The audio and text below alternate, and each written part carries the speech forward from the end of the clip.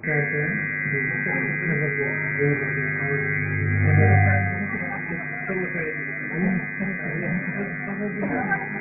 शाळेचे मुख्याध्यापकांनी मंचावर यावे अशी मी विनंती करते.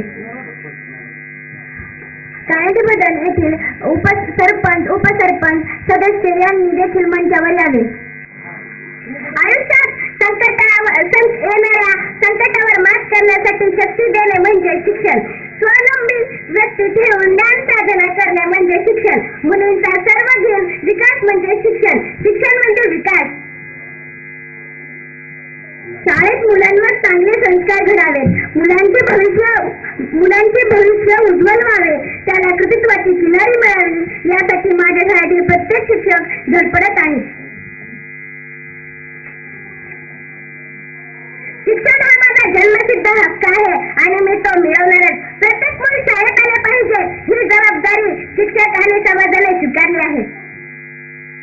आज या ठिकाणी बनसरोवर केंद्रातील सर्व शिक्षक व अनेक मान्यवर मंडळी उपस्थित झालेले आहेत. त्यांचं या ठिकाणी स्वागत करणे हे आमचे कर्तव्य आहे. सर्वप्रथम बनसरोवर केंद्राचे केंद्र प्रमुख श्री सावंत सर यांचे स्वागत आमच्या शाळेचे मुख्याध्यापक श्री कावळे सर हे करतील.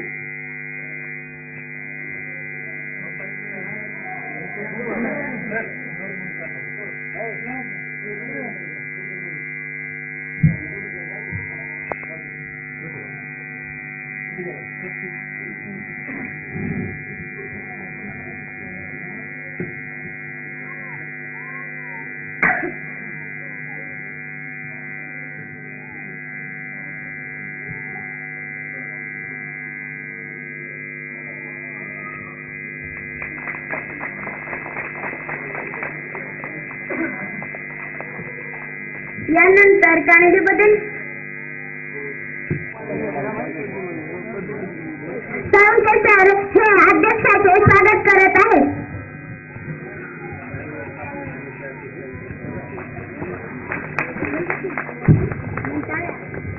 सावंत सर आमच्या शाळेतील मतपती सर हे जाधव सरांचं स्वागत करत आहेत. सर हे बाप्पांचं स्वागत करत आहेत.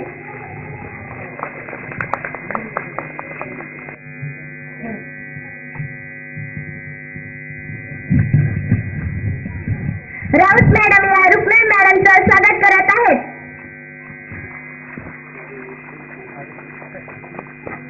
साधन रुक्मिणी मॅडम यांचं स्वागत. श्री कावळे सर हे आमच्या शाळेचे श्री कावळे सर हे अविनाश दर्वे हे यांचं स्वागत करत आहेत. तर सर्वांनी टाळ्या वाजवा.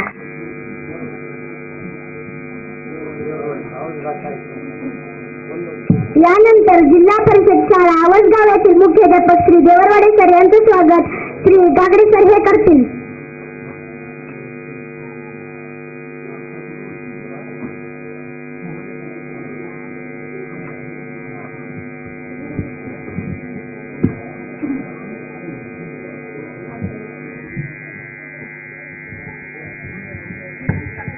करून गेले. यानंतर जिल्हा परिषद शाळा बोरीसारगाव येथील मुख्याध्यापिका श्रीमती आगळे मॅडम यांचं स्वागत राऊत मॅडम या करतील.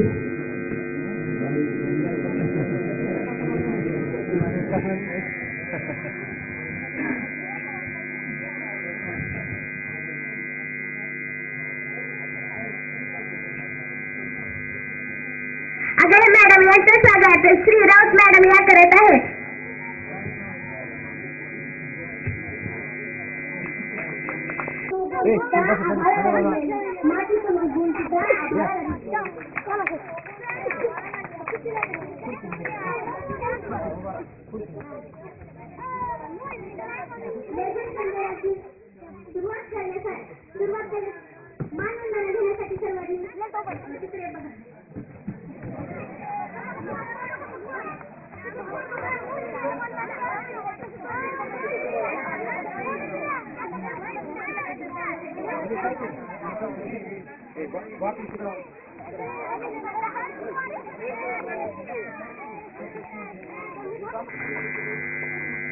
बोलणे असावी, फक्त स्वतःला सिद्ध करण्याची जिद्द असावी, फक्त स्वतःला सिद्ध करण्याची जिद्द असावी.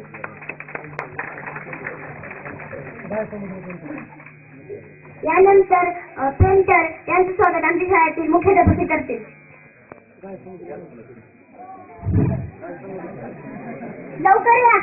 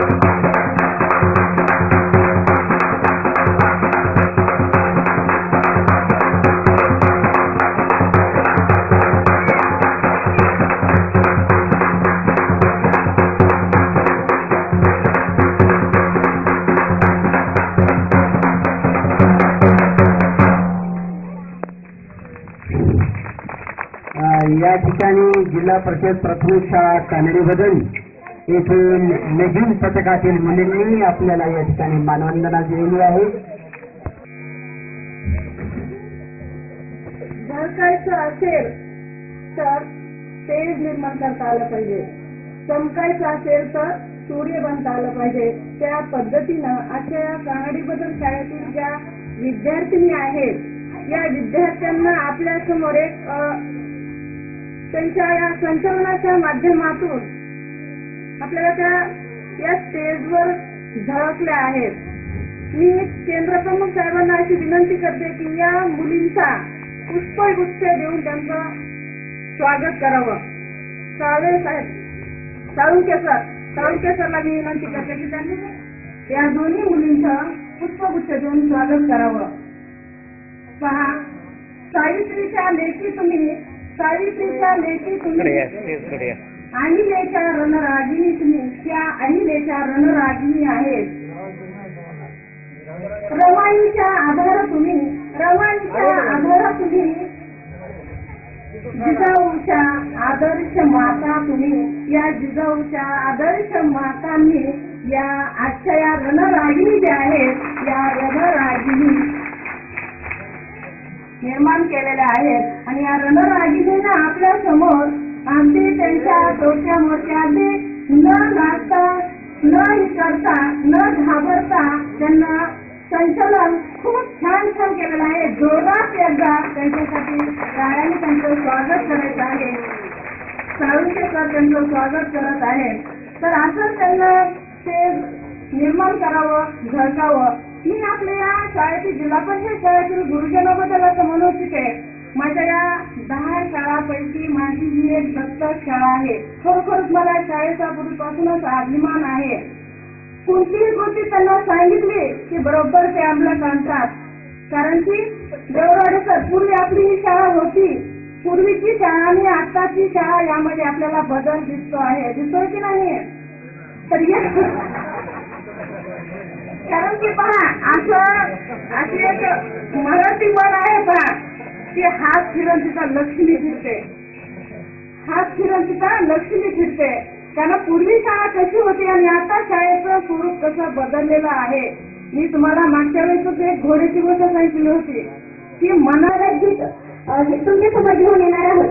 त्यासाठी दिव्या, साक्षी आणि मी स्वतः ते सगळं म्हणणार आहोत.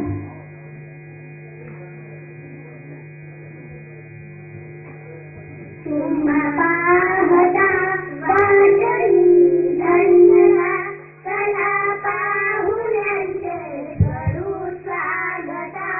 चला पाहुण्यांचे करू स्वागता. जणू आज या शारदा मंदिरी अहो भाग्याची तातले श्रीहरी. जरी संपंतता नम्रता चला पाहुण्यांचे करू स्वागता. चला पाहुण्यांचे करू स्वागता. तरी घेऊन सद्गुणांची फुले आम्ही ज्ञानवंता सदा पूजिले.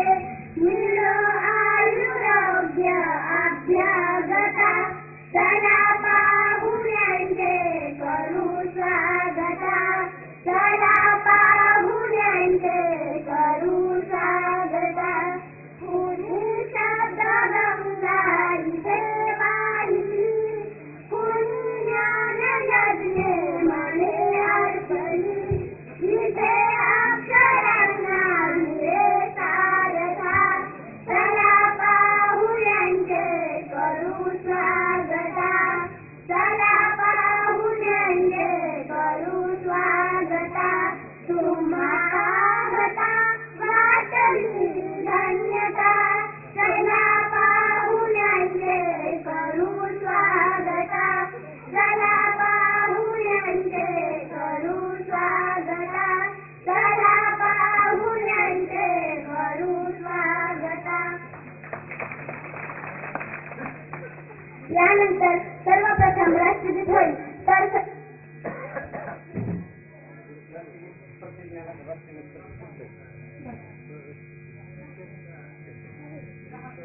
स्वागत. शिक्षण परिषदेसाठी आलेल्या बंसुरा केंद्रातील सर्व आदरणीय गुरुजन वर्गाचे मी माझ्या शाळेच्या वतीने सर्वप्रथम शब्दसुमनाने सहर्ष स्वागत करीत आहे. यानंतर आपला प्रत्येक दिवस चांगला जावा, आपल्या मनात स्फूर्ती जागा, आपल्या देशाबद्दल स्फूर्ती जागावी आणि आपला दिवसभर आपल्याला कंटाळा येऊ नये. आपला संपूर्ण दिवस आपला संपूर्ण दिवस आनंददायी वातावरणात जावा म्हणून आपल्याला प्रार्थनेची गरज असते. अशी म्हणूनच आज आम्ही एक जिजाऊ वंदना गीत घेऊन येत आहोत. त्यासाठी मी स्वतः दिव्या पॉल आणि माझ्या वर्गातील इयत्ता त्याला हात लावू नको.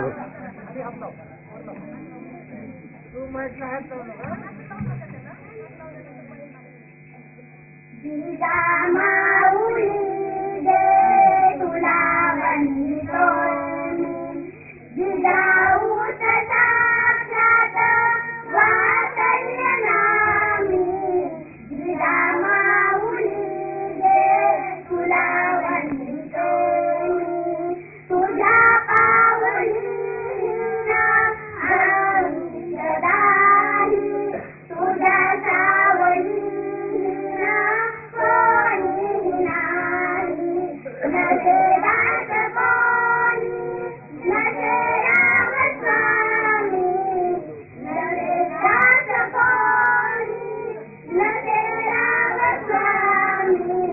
जिजामाऊली दे तुला वंदितो मी, तुझी सावली सर्व काळ असू दे. कुठे दुःख कोणास काही नसू दे अनारोग्य अंधार यामी, नसू दे अनारोग्य अंधार यामी. जिजामाऊली दे तुला वंदितो मी, तुझ्या माऊली दे तुला वंदितो मी. तुझ्या धाडसाचे धडे आम्हाला, तुझ्या विचारांचे धडे सोबतीला. दयांच्या सवे गाजवू शौर्य आम्ही, दयांच्या सवे गाजवू शौर्य आम्ही. जिजामाऊली दे तुला वंदितो मी, जिजामाऊली दे तुला वंदितो मी. तुझ्या प्रेरणेने घडो लोकसेवा, तुझ्या चिंतनाने सुखी घालवावा. घडो अंततो शांत साफल्य नामी, घडो अंततो शांत साफल्य नामी. जिजामाऊली दे तुला वंदितो मी, जिजामाऊली दे तुला वंदितो मी. जिजाऊच साक्षात वात्सल्य नामी, जिजाऊच साक्षात वात्सल्य नामी. जिजामाऊली दे तुला वंदितो मी.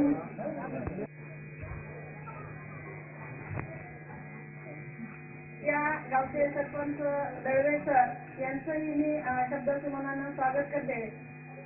कारण की साहेबांचं, या सरपंच साहेबांचं खूप असं मोलाचं असं सहकार्य या शाळेसाठी आहे. सुरुवातीला आम्ही एक महिला मेळावा घेतलेला होता आणि या महिला मेळाव्याच्या निमित्तानं हा जो आपण आता या रस्त्यानं जे आले आहात सर्वजण, तर या रस्त्यानं कोणालाही येता येत नव्हतं. एवढी दुर्गंधी आणि एवढी घाण या रस्त्यानं होती पहा. तर ही गोष्ट आपण सरपंच साहेबांच्या आणि गावकऱ्यांच्या कानी घातली. सर्व शिक्षकांना मिळून आणि यांना मिळून या रस्त्याची स्वच्छता केलेली आहे. आपण यांचं गौरव टाळ्यांनी स्वागत करावं. कारण की कोणत्याही बाबतीत शाळेमध्ये कोणताही कार्यक्रम जर घ्यायचा असेल, काही जरी करायचं असेल, त्यांना नुसतं फोन केला, एका शब्दाला कोणत्याही शब्दाला ते ओ देतात आणि प्रत्येक शाळेमध्ये ते उपस्थित राहतात. असंच योगदान त्यांना इथून पुढेही ठेवावं अशी मी त्यांना विनंती करते. म्हणून सुविचाराची गरज असते. प्रत्येक माणसाचा विचार हा सुविचार असावा लागतो. म्हणून आता सुविचार घेऊन येत आहे दिव्या पौळ. माझे नाव दिव्या माणिक पौळ आहे. मी सुविचार सांगत आहे. आजचा सुविचार, शाळा हे समाजाने समाजाच्या विकासासाठी केलेले हे सुसंस्कृत केंद्र आहे. साने गुरुजी.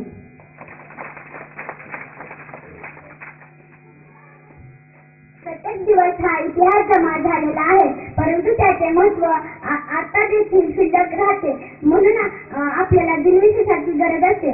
आता असा दिनविशेष घेऊन येत आहे अक्षता साखरे. माझे नाव अक्षता साखरे आहे. मी आज तुमच्या समोर दिनविशेष सांगणार आहे. आजचा दिनविशेष 1972 मणिपूर व मेघालय या राज्यांना स्वातंत्र्याचा दर्जा मिळाला. विज्ञान कोडे. ज्ञानाला विज्ञानाची जोड असावी लागते, म्हणून आपल्याला विज्ञान कोड्याची आवश्यकता असते. आजचे असे विज्ञान कोडे घेऊन येत आहे सुहानी पंडित. माझे नाव सुहानी पंडित. मी तुम्हाला विज्ञान कोडे विचारित आहे. नाजूक मौसम पांढरे पदार्थ दरवत माझ्या घणी घणी, सुगंध गटकन येतो माझ्या जल करून येतो सुंकणी.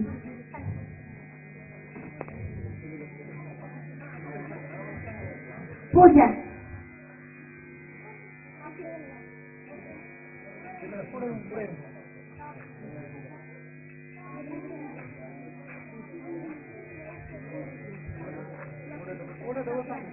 थोडा डबल विचारा.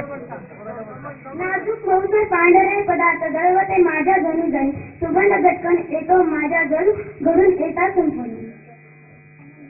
माझे नाव पूजा गिराम. कोड्याचे नाव आहे कापूर. उत्तर आहे कापूर. कापूर. विज्ञानी स्पष्टीकरण. कापूर हा एक सुगंधी पांढऱ्या रंगाचा स्थायू पदार्थ आहे. तो जलावसून पदार्थ असून त्याचा जलवरून केले असताच तो स्थायूमधून वायू रूपांतर होतो. या प्रक्रियेला संवहन असे म्हणतात. यानंतर आजचे सामान्य ज्ञानाचे प्रश्न उत्तर विचारत आहे आकांक्षा पांचाळ. माझे नाव आकांक्षा पांचाळ. मी आज तुम्हाला सामान्य ज्ञानाचे प्रश्न विचारणार आहे. सर्वात मोठा खंड कोणता? कोमल.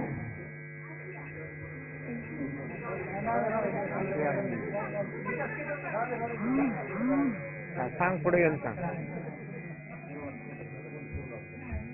सर्वात मोठा खंड आशिया आहे. सर्वात मोठा ग्रह कोणता? मोठ्या नद्या. मनोज. मनोज. हा ये पुढे दे उत्तर दे. याच्यातून येते. हा गुरु. हा गुरु. बरोबर. गुरु. हा पुढचा प्रश्न. बरोबर आहे म्हणायचं उत्तर. तू का कर बरोबर. बरोबर आहे का? बरोबर. हा पुढचा प्रश्न विचारा. जीवसृष्टी कोणत्या ग्रहावर आहे? शुभम. शुभम. हा द्या उत्तर येतं याच्यात. हा जीवसृष्टी पृथ्वी या ग्रहावर आहे. व्हेरी बरोबर. गोष्टता. गोष्ट ऐकण्यासाठी नव्हे तर त्यातून काहीतरी बोध घेण्यासाठी असते. आजची एक गोष्टता घेऊन येत आहे मी स्वतः गाडेकर. माझ्या गोष्टतेचे नाव आहे.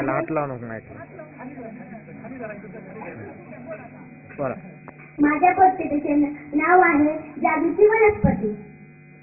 एक व्यापारी असतो. तो आपला माल विकून खूप थकलेला असतो. म्हणून त्याला एक खानावळ दिसते. तो तिथे जाऊन त्या खानावळचं दार ठोठावतो. तो खानावळवाला आतूनच म्हणतो, कोण आहे बाहेर? काय काम आहे? तो म्हणतो, मी एक व्यापारी आहे. माल विकून खूप थकलो आहे. मला आजच्या दिवस एक रात्र काढायची आहे आणि मला थोडेसे जेवण हवे आहे. तो म्हणतो, तो खानावळवाला दरवाजा उघडतो, परंतु तो नाईलाजाने आपली मान डोलावतो, होकाराची आपली मान डोलावतो आणि तो त्या व्यापाऱ्याला आत घेतो. तो आपल्या स्वयंपाकघरात जाऊन आपल्या बायकोशी बोलतो. त्याची बायको म्हणते, याला कशाला हात घेतलं, हाकलून देऊ का मी? तो म्हणतो, नाही, याला हाकलून दिलं तर मग आपलं चित्का नाव आहे ना गावात, आपल्या प्रतिष्ठेचं काय होईल? परंतु आपल्या प्रतिष्ठेचं काय होईल? तो म्हणतो, तो व्यापारी गावकऱ्यांना जाऊन सांगेल की या खानावळवाल्याने मला हाकलून दिलं, मग आपली प्रतिष्ठा मातीत. मग तो म्हणतो, मला एक युक्ती सुचली आहे. माझ्याकडे फार वर्षापूर्वीची जादुई वनस्पती आहे. तू चांगलं जेवण कर आणि त्यात ही वनस्पती मिसळून घे. त्याची बायको म्हणते, परंतु याने काय होईल? तो म्हणतो, ही जादुई वनस्पती साधी नाही. त्याने जर हे जेवण खाल्लं तर तो आपल्यासोबत आणलेला व्यापारी माझी थेट विसरून जाईल. मग तो कोणाचा? त्याची बायको म्हणते, वा. मग तो छान जेवण बनवतो आणि त्या व्यापाऱ्याला देतो. तो व्यापारी जेवण करून झोपी जातो. सकाळ होते. तो खानावळवाला त्या व्यापाऱ्याच्या खोलीत जाऊन पाहतो तर काय, तिथे व्यापारी नाही, परंतु तो आपल्या बायकोला हाक मारतो. ते दोघं खोलीचा कानानं कोपरा शोधून काढतात, परंतु त्यांना काहीही सापडत नाही. त्याची बायको आपल्या कपाळाला हात लावून म्हणते, अरे हा व्यापारी विसरला तर काय आपले पैसे द्यायचे, आपले पैसे द्यायचेच विसरला हा. परत मग तो म्हणतो, त्या व्यापारी आणि त्याच्या बायकोला कपाळाला हात लावण्याची वेळ येते, म्हणून तो खानावळवाला कधीही त्या जादुई वनस्पतीचा उपयोग करत नाही. तात्पर्य, आपल्याकडे जे आहे त्या सुखात राहावे. आपल्या लोभीपणाने दुसऱ्याला लुटून घेण्याचा प्रयत्न करू नये. या लोभीपणाचे फळ वाईटच असते.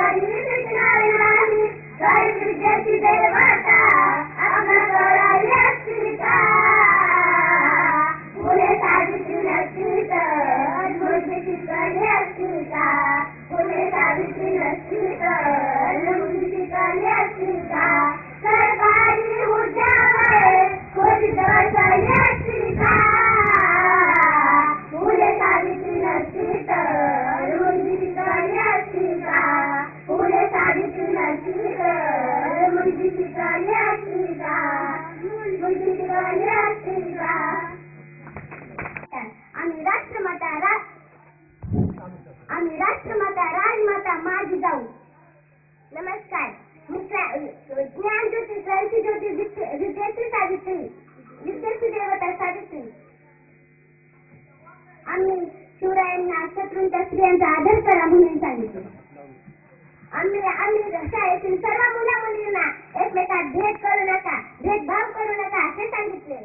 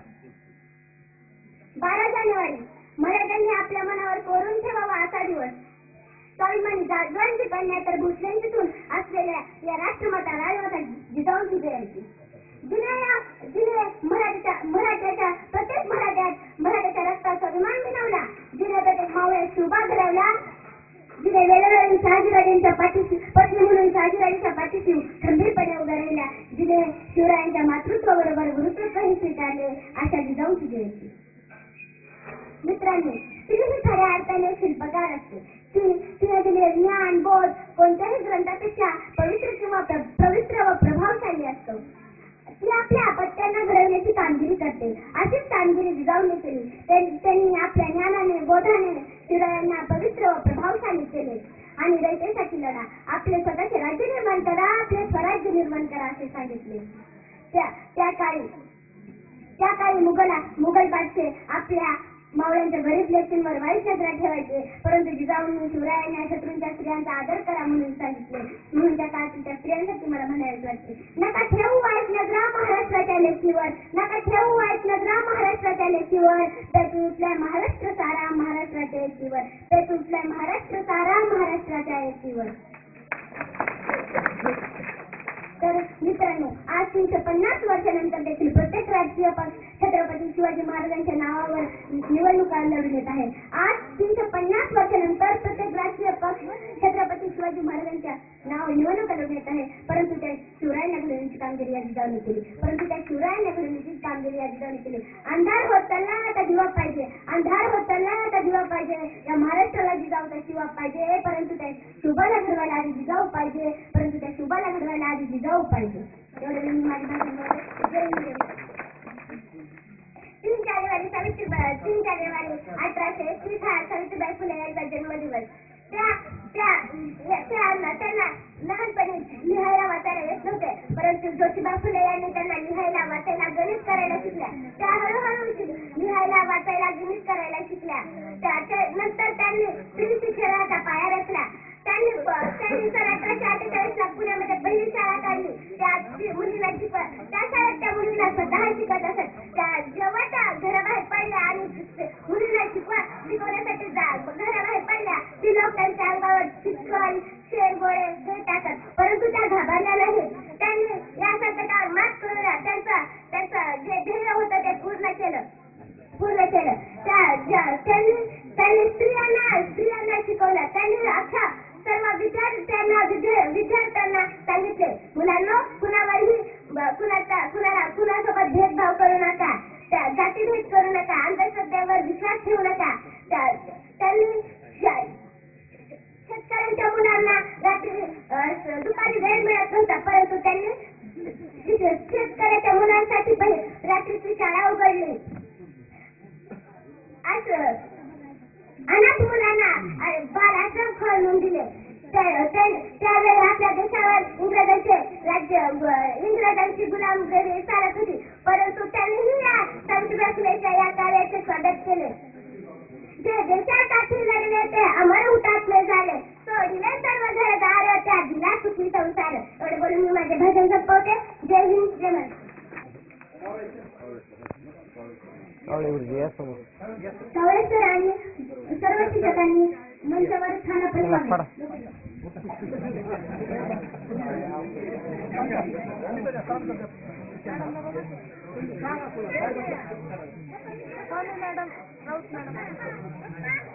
सर्व शिक्षक व मुख्याध्यापक आणि गावचे उपसरपंच मंचावर आलेले आहेत.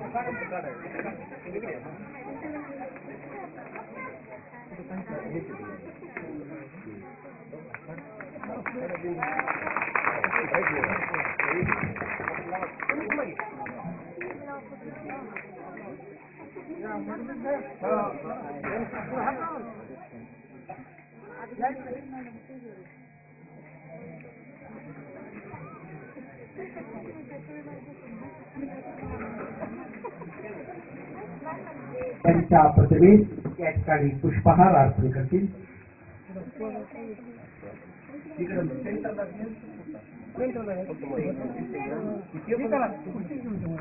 मला राष्ट्रमाता त्यांच्यावर म्हणजे जिजाऊ तुम्ही नसतात तर नसता मिळाला स्वराज्य ठेवा. जिजाऊ तुम्ही नसतात तर नसते नाही मावळे. जिजाऊ तुम्ही नसतात तर नसते दिसले विजयाचे थोडे. जिजाऊ तुम्ही नसतात तर नसते दिसले विजयाचे थोडे.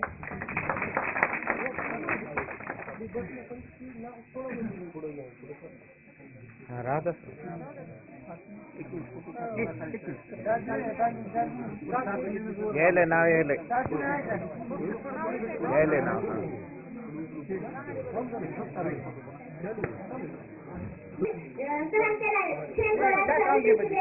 माफ करा मासाहेब आम्हाला माफ करा मासाहेब आम्हाला माफ करा. ज्यांनी शहाजी राजांना वसा घेतला ते आज गोंबलं हिंडत आहेत. आजच्या घराघरातील जिजाऊ सरपंच तेवढी चाप तुम्ही करा मासाहेब आम्हाला माफ करा. तेवढी चाप तुम्ही करा मासाहेब आम्हाला माफ करा. आंध्रा परंपरेचे तिथले सगळे पाईक आहेत. आंध्रा परंपरेचे तिथले सगळे पाईक आहेत. किती निवडून सांगा सगळे भैरवजी नाईक आहेत. किती निवडून सांगा सगळे भैरवजी नाईक आहेत. आमच्या चिपलेल्या कानाचा मळ तेलातून साफ करा. आमच्या चिपलेल्या कानाचा मळ तेलातून साफ करा. मासाहेब आम्हाला माफ करा मासाहेब आम्हाला माफ करा. राजपद वारसा हक्काने मिळतो. राजपद वारसा हक्काने मिळतो. पण शिवबा घडवावा लागतो. पण शिवबा घडवावा लागतो. जाणतेपणाचा दुर्मिळ गुण दागिन्यासारखा जडवावा लागतो. जाणतेपणाचा दुर्मिळ गुण दागिन्यासारखा जडवावा लागतो. जरा मर्यादा सोडून वागतोय संभाजीसारखा नातू मागतोय. जरा मर्यादा सोडून वागतोय संभाजीसारखा नातू मागतोय. आम्हाला तुमच्यासारखी आई आणि शहाजीसारखा बाप करा. मासाहेब आम्हाला माफ करा मासाहेब आम्हाला माफ करा.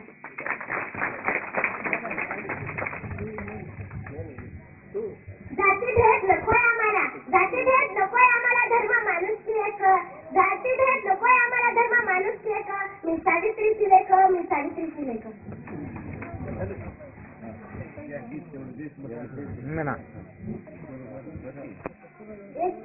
एक आम्ही छोटेसे देशभक्तीपर गीत घेऊन येत आहे. ते तसंच सर्व मुली या मुली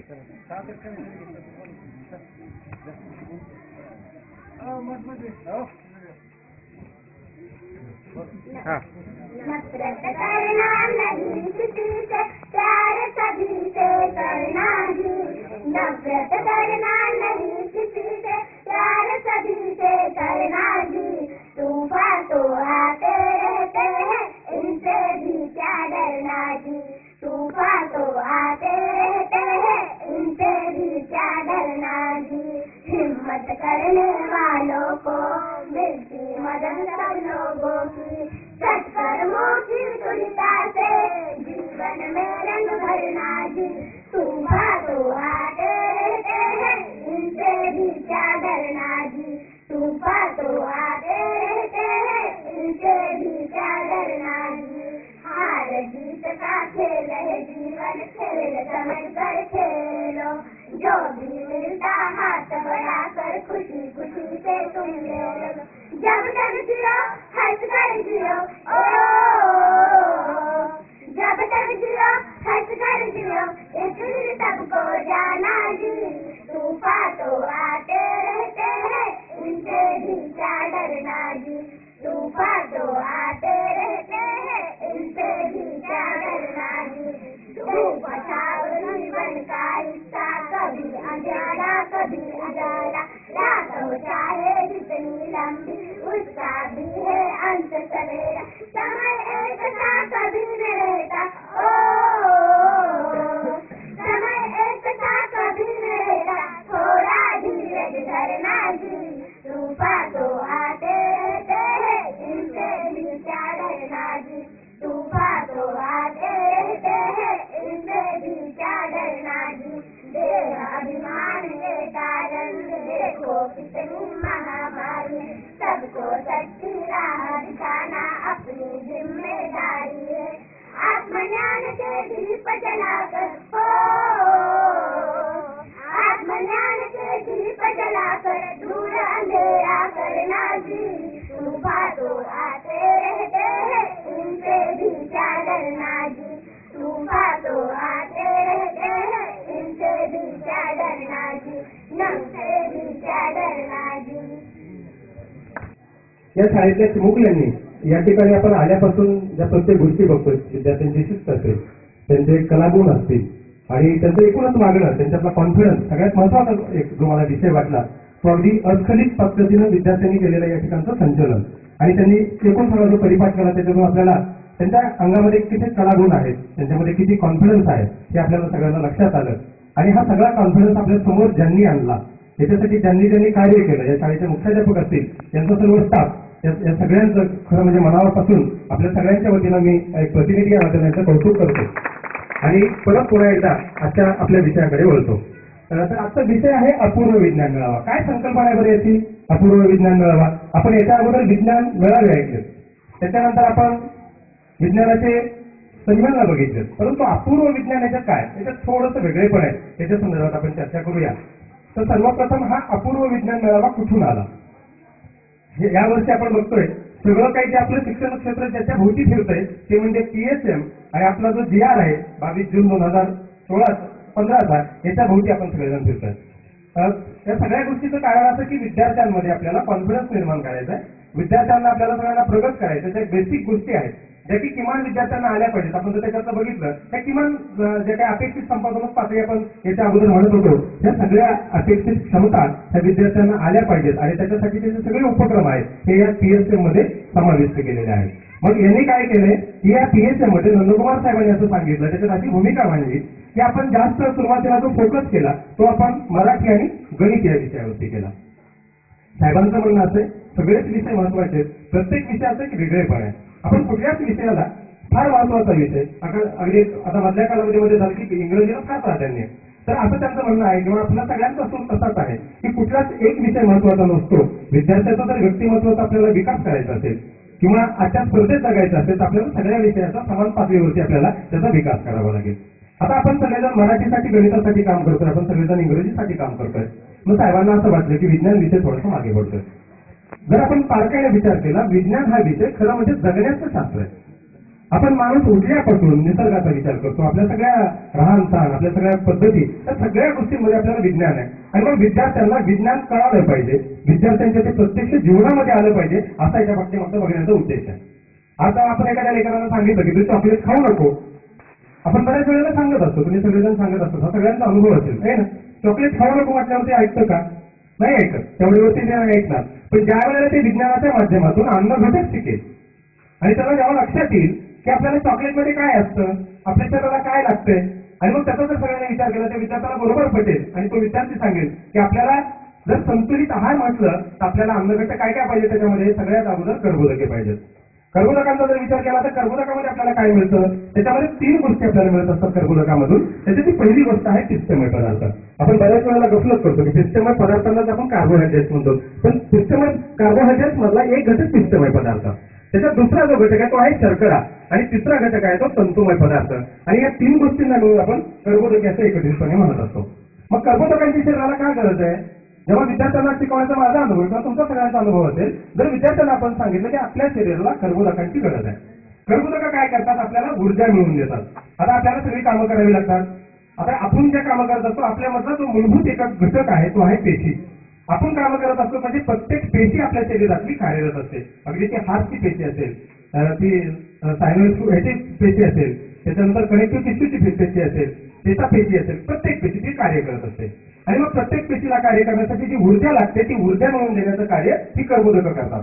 मग कर्बोदकं कशातून मिळतात हे विद्यार्थ्यांना आपण ज्यावेळेस सांगणार आहोत, मग त्यांना आपण सगळ्या गोष्टी सांगतो की तृणधान्यामधून आपल्याला कर्बोदकं मिळतात. मग बाजरी असेल, ज्वारी असेल, गहू असेल, तांदूळ असेल, याच्यात आपल्याला अनेक दुसरे घटक आहेत, त्याचे स्रोत आहेत ज्याच्यापासून आपल्याला कर्बोदके मिळतात. त्याच्यानंतर आपण विद्यार्थ्यांना प्रथिने शिकवू, त्याच्यानंतर स्निग्ध पदार्थ शिकवू आणि त्याच्यानंतर जीवनसत्व आणि क्षार शिकवू. आणि सगळं झाल्यावर जर विद्यार्थ्यांना आपण प्रश्न विचारला काय चॉकलेट मधून कुठले गुणधर्म मिळतात आपल्याला सांगा बरं. आता मुलं सांगतील की याच्यातून शर्करा मिळते.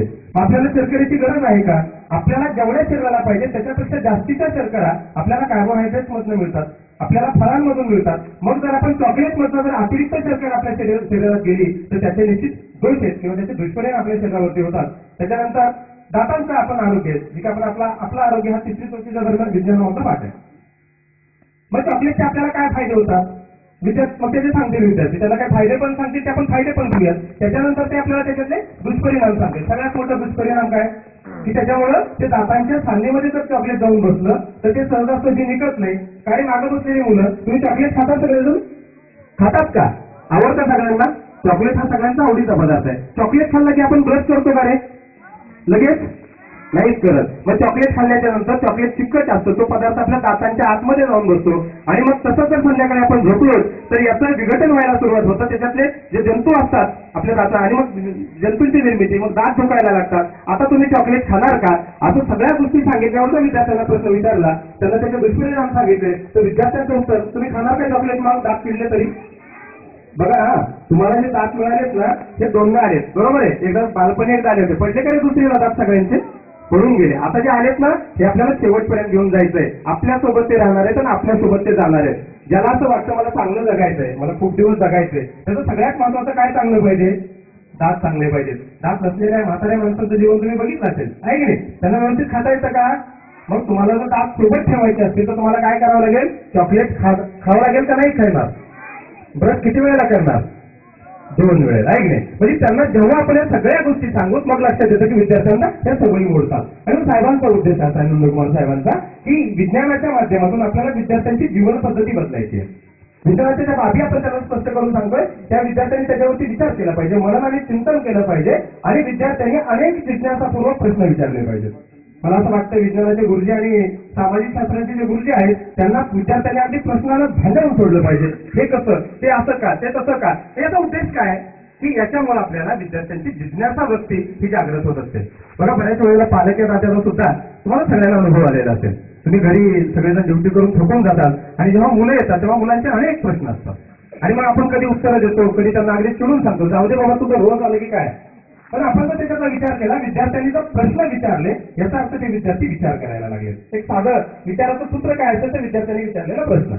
मग विद्यार्थी प्रश्न कधी विचारतील? मग ते काम आपलंय की शिक्षकांनी त्यांची जिज्ञासू वृत्ती जी आहे ही अगदी जागवली पाहिजे. त्यांना प्रत्येक गोष्टीमध्ये मग आपण जेव्हा कुठलाही विषय आपण शिकवतो तेव्हा तो विषय हा आजच्या दैनंदिन जीवनाशी आपल्याला जोडावा लागतो. आपण जर फक्त त्याच्यातला जर थेरॉटिकल भाग सांगितला आणि विद्यार्थ्यांना वास्तविकतेची नाही आणलं तर विद्यार्थी फक्त प्रश्नोत्तर पाठांतरण करणार आणि परीक्षेमध्ये त्याची उत्तरं लिहिणं इथपर्यंत त्या विषयाचा अभ्यास करतात. पण जर आपण ते त्यांच्या दैनंदिन जीवनाकडे त्या विषयाला घेऊन गेलो तर विद्यार्थी मात्र मग विचार करायला लागतात आणि त्या विचारातून प्रश्नांची निर्मिती होते आणि त्या प्रश्नांच्या निर्मितीतून त्यांना ज्ञान मिळायला लागतं. आणि मग प्रगत शैक्षणिक व्यवस्थेत हेच अपेक्षित आहे. ज्ञानरचना तुला हेच सांगतो की विद्यार्थ्यांनी ज्ञानाची रचना केली पाहिजे आणि म्हणून आपल्याला काय साजरा करायचा आहे? पुढच्या महिन्यामध्ये अपूर्व विज्ञान मेळावा ही याची सुरुवात आहे. अपूर्व विज्ञान मेळाव्याच्या संदर्भामध्ये आता मागच्या 2 दिवसापूर्वी एक नंदकुमार साहेबांचं पत्र आपल्या सगळ्या कार्यालयाला आलेलं आहे. काल ते आपल्याकडे मिळालेलं सुद्धा आहे. आणि मग यांनी काय कार्यवाही सांगितली ती आपण करूया आणि नंतर पुन्हा विज्ञान मेळाव्याकडे जाऊया किंवा अपूर्व विज्ञानाकडे जाऊया. त्याच्यात त्यांनी असं सांगितलंय की आपल्या ज्या जिल्हा परिषदेच्या शाळा आहेत, बघा बऱ्याचशा गोष्टी आपल्या म्हणजे सगळ्या शाळांचा जिल्हा परिषदेच्या शाळेचा विचार शासनाच्या सगळ्या निर्णयामध्ये होत असतो.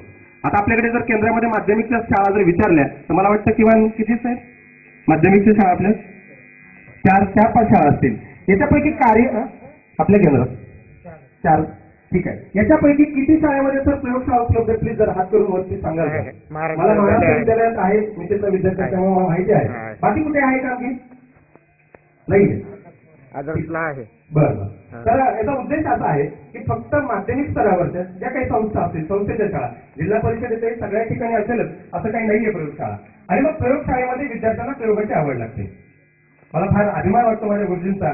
आदरणीय हंजेवार सर मला विज्ञान शिकवायचे. आमचे बहुतांश तास विज्ञानाचे हे वर्ग खोलीमध्ये न होता ते विज्ञानाच्या प्रयोगशाळेत व्हायचे. आणि त्याचा उद्देश असा, त्याचा फायदा असा झाला की विद्यार्थ्यांना त्या विज्ञानाची फार आवड लागली की मग गुरुजी काय शिकवणार. विज्ञानाच्या तासासाठी मुलं सगळी आतुर व्हायची. आज आपल्याला काहीतरी प्रयोग बघायला मिळणार, कधीतरी तर पानात कुठल्या तरी झाडाचे तोडून आणायचे, आज त्याचं काहीतरी आपल्याला ऐकायला मिळणार. म्हणजे त्या गोष्टीवर मला आजही आठवत आहे की जर आपण प्रयोगातून विज्ञानाचं अध्यापन जर केलं तर मग खरं विद्यार्थ्यांना त्याची गोडी लागते. आता प्रयोगातून जर अध्यापन करायचं म्हटलं तर सगळ्यांच्या शाळा संस्थेच्या नाही येत आपल्या. मग जिल्हा परिषदेच्या शाळेने काय करायचं? आपल्याकडे प्रयोगशाळा पण नाहीये, त्याची रचना पण करणं शक्य नाहीये, त्याचं एवढं सगळं साहित्य पण नाहीये आणि आपल्याला मग मोठे मोठे प्रयोग काही दाखवणं शक्य होणार नाही. मग त्याच्यामध्ये त्यांनी किमान अशी अपेक्षा व्यक्त केली आहे की जर आपण अभ्यासक्रमाचा विचार केला तर अनेक साधे प्रयोग असतात. साध्या प्रयोगाने आपल्याला विज्ञान शिकवता येतं.